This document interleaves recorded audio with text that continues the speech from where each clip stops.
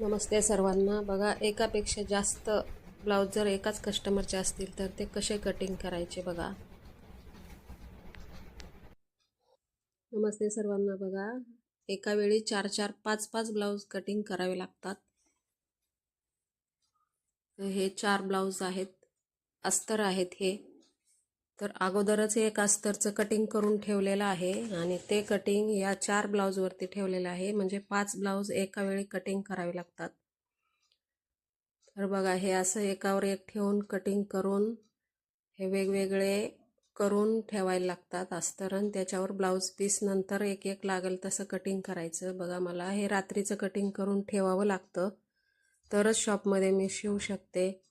नाहीतर शॉपमध्ये मला हे कटिंग होत नाही, म्हणून हे घरी रात्री 12पर्यंत. टेलरांचं जीवन बघा कसं असतं.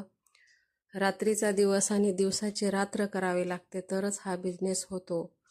वाटतं तेवढा सोपा बिझनेस नाही हा.